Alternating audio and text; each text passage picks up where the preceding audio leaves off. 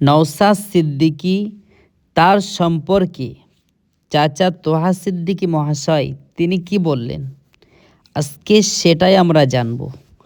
তোহা সিদ্দিকী মহাশয় তিনি বলেছেন, নওশাদের সাথে আমার দূরত্ব এটাই যে নওশাদ সিদ্দিকী একজন পীরের ঘরের সন্তান, পীরের আওলাদ হয়ে রাজনীতি করছে, এই জন্য নওশাদের সাথে আমার দূরত্ব। কিন্তু নওশাদ সিদ্দিকী যেভাবে আগিয়ে যাচ্ছে, শুধু মুসলিমরা নয়, হিন্দু মা বোনেরা তারা নওশাদকে মুসলিমদের চেয়ে বেশি নওশাদের সাথে সম্পর্ক করছে, নওশাদকে ভালোবাসছে। ক্যানিংয়ে নওশাদ সিদ্দিকী তাকে কালো পতাকা দেখানোর জন্য মা বোনেরা হাতে নিয়ে দাঁড়িয়েছিল। নওশাদ সিদ্দিকী পারলে তিনি চলে যেতে পারতেন, কিন্তু নওশাদ সিদ্দিকী ক্যানিংয়ে সেখানে দাঁড়িয়েছে এবং মা বোনেদেরকে জিজ্ঞাসা করছে যে তোমাদের সমস্যাটা কি। তাহলে বলুন নওশাদ সিদ্দিকী কতটা ভালো নেতা এখানে প্রমাণ হচ্ছে যে নওশাদ সিদ্দিকী একজন খাঁটি ভালো নেতা, সেটা এখানে আপনারা বুঝতে পারছেন যে নওশাদ সিদ্দিকী পারলে তিনি ওখানে না দাঁড়িয়ে চলে যেতে পারতেন। নওশাদ সেখানে দাঁড়িয়েছে এবং তিনি একথাও বলেছেন যে আসার পথে আমি এখান থেকে চা খেয়ে যাব, সেটাও নওশাদ বলেছে তোমাদের কাছ থেকে। নওশাদ সিদ্দিকী সেই ক্যানিংয়ে সেই মা বোনেদেরকে যারা কালো পতাকা নিয়ে দাঁড়িয়েছিল সেখানে দাঁড়িয়ে তাদের জিজ্ঞাসা করছে, মা আপনাদের সমস্যাটা কি। নওশাদ সিদ্দিকী যখন তাদের সাথে কথা বললেন, তারা নওশাদের ফিদা হয়ে গিয়েছে, তারা নওশাদকে ভালোবাসা শুরু করে দিয়েছে। তাই নওশাদ সিদ্দিকী তাকে দেখতে হবে, সে একজন পীরের ঘরের সন্তান। তাই নওশাদকে যারা দেখছে তারা ফিদা হয়ে যাচ্ছে। এই নওশাদ সিদ্দিকী, তাকে যারা বিরোধিতা করবে তারা তো বুঝতেই পারবে যে আমরা কী জন্য বিরোধিতা করছি। তাদের ভিতরে কিন্তু এটাই হবে যে কেন নওশাদকে আমরা বিরোধিতা করছি। নওশাদ তো কোনো অন্যায় কাজ করছে না, নওশাদ তো বলছে না যে তোমরা আমাকে ভোট দাও। নওশাদ বলছে যাকে তোমার ভালো লাগবে তাকেই ভোট দিবে। নওশাদ সিদ্দিকী তার বক্তব্য হলো এটাই, যেখানে সমস্যা রয়েছে সমস্যাটা সমাধান করার কথা বলছেন। এই যে সমস্যায় মানুষরা পড়ছে এসআইআর নিয়ে, এসআইআরে মানুষকে যেভাবে হয়রানি করছে, আর সবথেকে বেশি মুসলিমদেরকে দেখে দেখে নাম বাদ দিচ্ছে। সব নাম ঠিক আছে, তারপরেও নোটিশ পাঠাচ্ছে। তাহলে বলুন আজকে আপনারা যাদেরকে ভোট দিয়ে জিতিয়ে রেখেছেন তারা কি আপনার কোনো উপকার করতে পারছে? বরঞ্চ তারা কাগজ ছুঁড়ে মেরেছিল এনআরসি করার জন্য, আর সেটাই করা হতে পারে।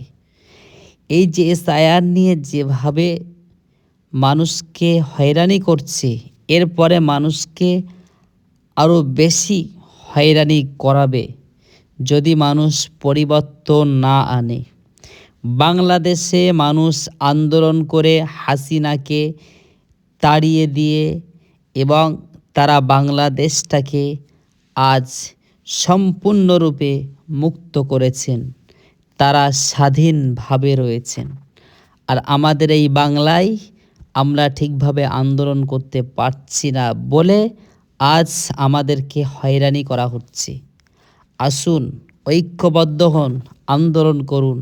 এসআইআর বন্ধ করতে হবে।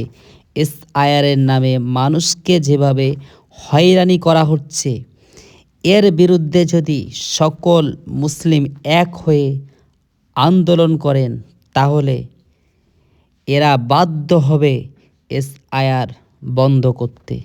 আর যদি ঘরে বসে থাকেন তাহলে এই হয়রানি সবার হতে হবে, কেউ বাদ যাবে না।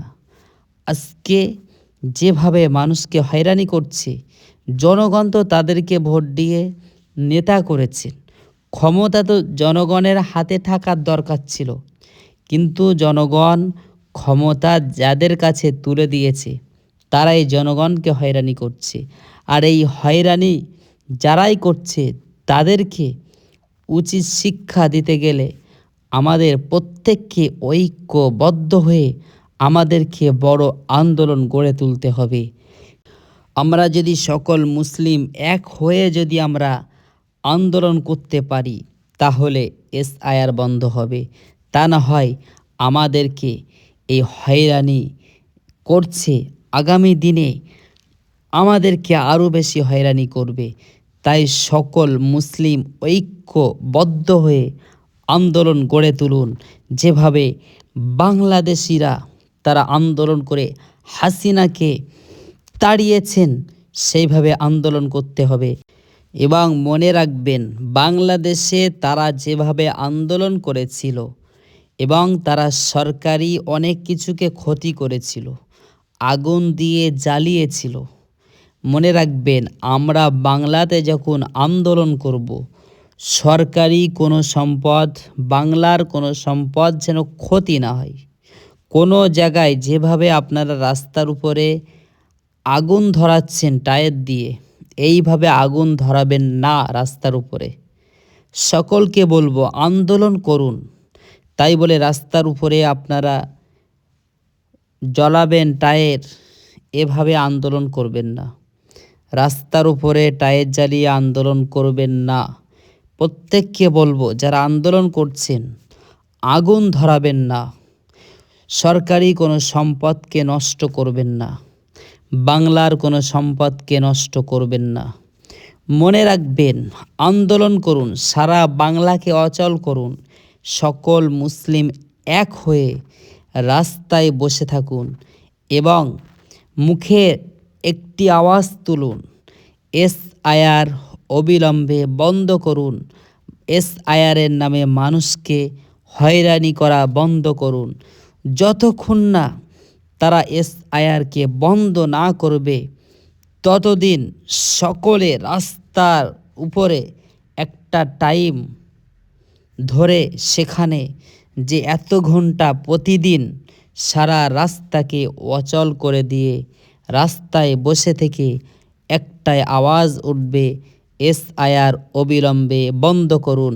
যতক্ষণ না বন্ধ না হবে ততদিন ধরে আমাদের এই আন্দোলনকে চালিয়ে যেতে হবে।